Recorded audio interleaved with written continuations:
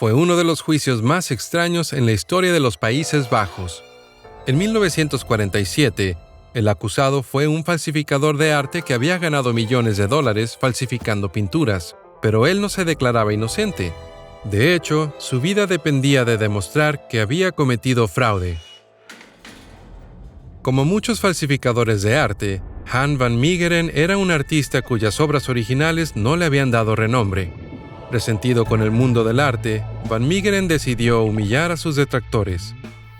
Aprendió todo lo que pudo acerca de los antiguos maestros, sus biografías, técnicas y materiales.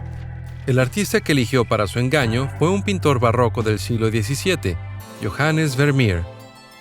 Una decisión ambiciosa, dado que Vermeer era famoso por ejecutar cuidadosamente y con brillante técnica sus escenas domésticas. El falsificador trabajó en secreto durante 6 años perfeccionando su arte, copiando numerosas obras como práctica. Mezcló sus propias pinturas tras investigar qué materias primas y pigmentos estaban disponibles en los tiempos de Vermeer. Compró lienzos del siglo XVII, creó sus propios pinceles y desgastó las obras aplicando resina sintética y dándoles calor para secar y agrietar la pintura. Una prueba forense podría haber detectado la resina sintética, pero en esos tiempos esas pruebas no eran muy avanzadas ni comunes.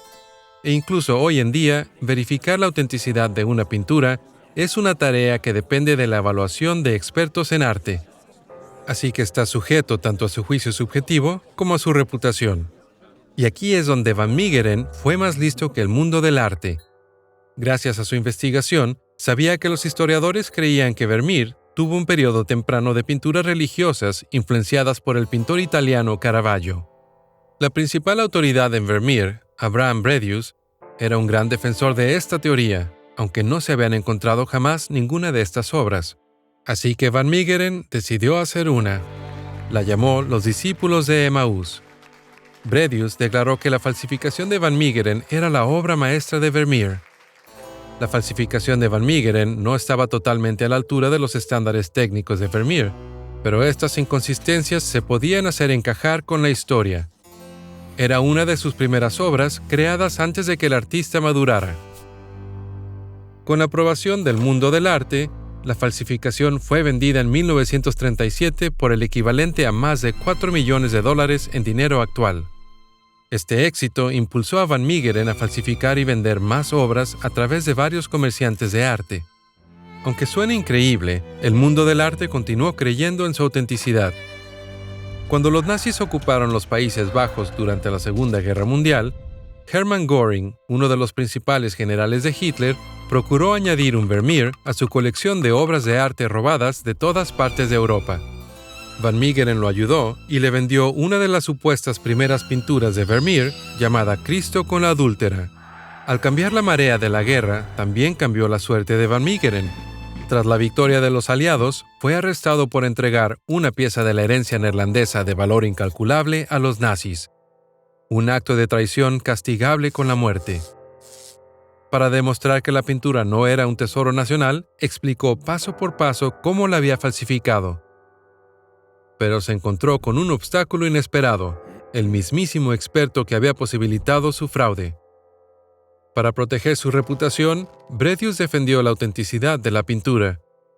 Como le quedaban pocas opciones, van Meegeren comenzó a trabajar en un nuevo Vermeer. Cuando presentó la falsificación a la corte, finalmente le creyeron.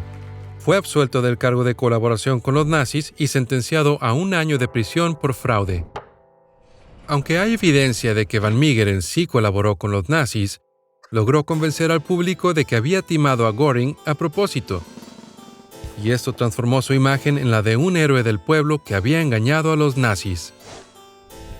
Gracias a esta nueva notoriedad, sus obras se volvieron valiosas por sí mismas, tanto que luego fueron falsificadas a su vez por su propio hijo. Los mismos lienzos pasaron de ser clásicos venerados a falsificaciones despreciadas, a obras de arte respetadas una vez más por la habilidad y notoriedad del falsificador.